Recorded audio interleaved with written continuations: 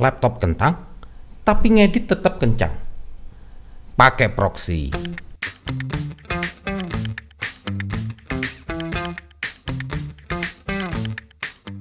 Apa itu proxy? Sebelum benar-benar menginjak pada topik tentang proxy editing, terlebih dahulu kita harus mengetahui secara singkat bagaimana proses footage sebelum siap untuk editing. Dalam kamera terdapat memory card. Nah, image dan suara yang direkam akan dikompres menjadi kecil agar dapat tersimpan pada media penyimpanan. Selanjutnya, footage asli yang terkompres di dalam media penyimpanan ketika akan dibuka oleh software editing seperti Adobe Premiere contohnya akan didekompresi untuk ditampilkan pada saat editing. Oleh karenanya, proses editing bisa menjadi berat. Sangat terasa kalau hardware yang kita miliki nanggung. Karena sesungguhnya file tersebut kalau dalam keadaan tidak terkompresi sangat besar. Yah, bisa dibayangkan apabila footage yang kita rekam berformat 4K.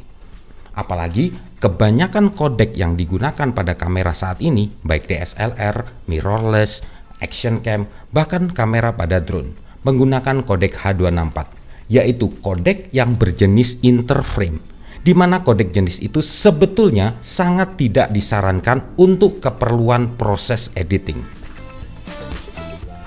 Tapi kali ini kita hanya akan membahas tentang proxy editing, dan tentang kodek akan saya buat video tersendiri. Baik, kita kembali lagi. Proxy dalam istilah video editing adalah duplikasi dari footage asli dengan resolusi dan ukuran yang lebih rendah, sehingga editor bisa melakukan proses editing dengan ringan dan lancar.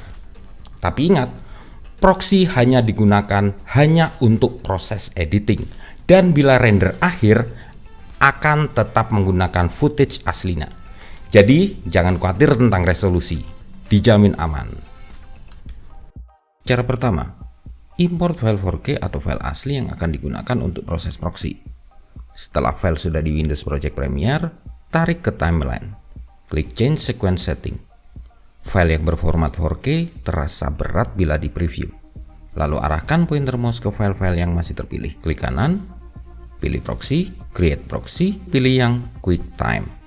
Lalu klik dialog preset, ada beberapa pilihan di sini. Tapi saran saya pilih ProRes Low Resolution Proxy. Jangan lupa memastikan di bagian Destination ke Next to Original Media in Proxy folder, supaya file-file proxy yang telah terencode jadi satu dengan file originalnya. Lalu klik OK. Di sini secara otomatis akan terbuka aplikasi Adobe Media Encoder. Apabila Media Encoder tidak ada, maka install terlebih dahulu, karena proses proxy tidak akan berjalan apabila tidak ada aplikasi tersebut, dan itu mutlak. Terlihat file-file tadi secara otomatis akan di-encode oleh Media Encoder menjadi format baru yang lebih kecil resolusinya. Tunggu sampai prosesnya selesai. Setelah selesai, bila kita lihat file-file proxy tadi terletak di folder yang sama dengan folder file original. Kembali ke Premiere, file proxy masih belum aktif di sini. Untuk mengaktifkannya, klik tombol plus di ujung sebelah kanan, lalu pilih icon toggle proxy, tarik ke sekumpulan ikon-ikon lainnya di bawah ini, klik OK. Apabila icon tersebut berwarna biru, maka proses proxy telah aktif dan proses preview menjadi lancar. Bila kita klik icon toggle proxy dan menjadi tidak berwarna, maka proses proxy dimatikan dan file-file ini akan kembali ke file original. Cara kedua, dengan langsung membuka Adobe Media Encoder dahulu di program file, lalu klik tanda plus di preset browser, create encoding preset, maka akan muncul window seperti ini. Buat preset baru, di sini saya beri nama 432 proxy. Pilih format QuickTime, lalu video codec masih belum aktif di sini. Klik match source untuk mengubah video codecnya. Ada beberapa pilihan di sini, tapi saya sarankan untuk memilih GoPro Cineform. Tentukan kualitas yang kecil untuk proxy. Geser ke 1. Klik cek di sini, lalu rubah 720 ke 432. Pastikan link ini aktif agar proporsinya terjaga. Saya pilih 432 karena saya membagi layar 4K dibagi lebarnya dengan 5 supaya hasil proxinya lebih kecil. Tapi Anda boleh memilih lainnya selama proporsi tetap 16:9 dan lebih kecil daripada original filenya. Setelah itu abaikan semua dan klik OK. Maka akan muncul preset baru yang telah kita buat di sini. Setelah itu klik kanan 432 proxy, pilih create ingest preset. Beri nama 432 proxy ingest.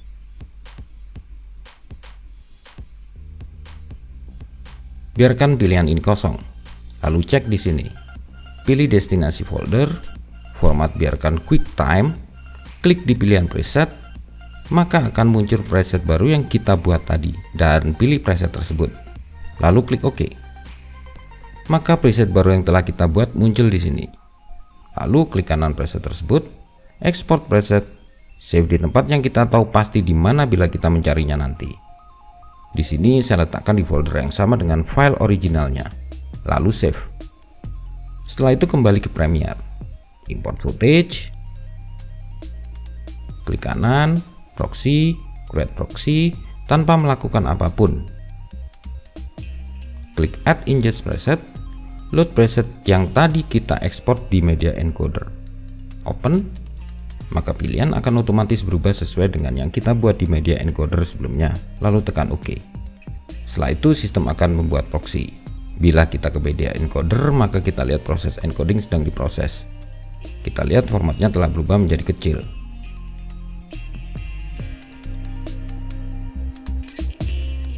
Balik ke Premiere, tarik ke timeline. Untuk mengaktifkan proxy, tekan tombol plus di ujung kanan. Seret, OK. Maka proses proxy sudah berhasil. Bila kita lihat ke folder original, maka file proxy akan ada di situ. Cara ketiga lanjutan dari cara kedua. Di saat awal kita buat project baru di Premiere dan kita sudah punya preset yang sebelumnya kita buat di media encoder. Create new project, ketik nama projectnya, lalu klik ingest setting. Klik ingest, biarkan pilihan yang ada. Add ingest preset, pilih preset yang pernah kita buat sebelumnya.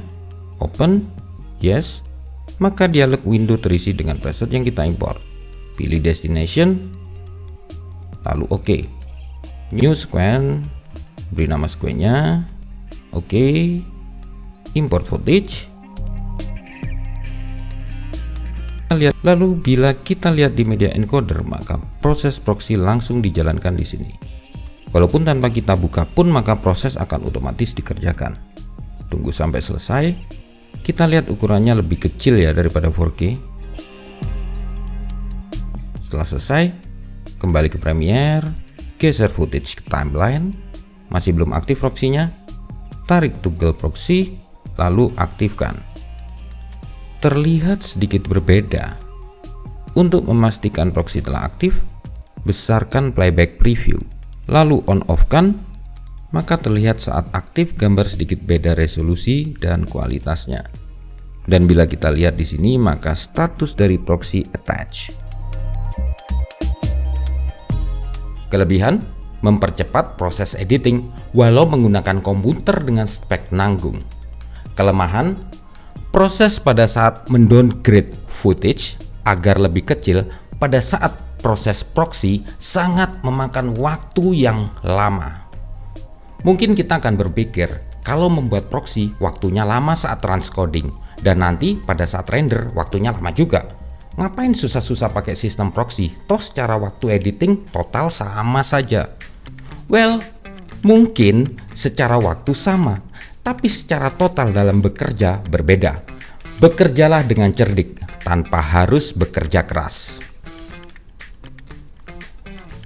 Kesimpulan, proxy dapat mempercepat kerja kita saat editing. Walau komputer spek kentang, tapi proses render tetap kembali lagi pada hardware kita. Editing adalah proses rumit yang bisa membuat kita kehilangan mood saat bekerja. Apalagi bila komputer kita terasa berat dan dapat membuat stres dan kehilangan ide-ide cemerlang kita yang muncul pada saat itu. Dengan adanya proses proxy, setidaknya membantu kita untuk tetap stabil dalam bekerja dan istirahat di saat render.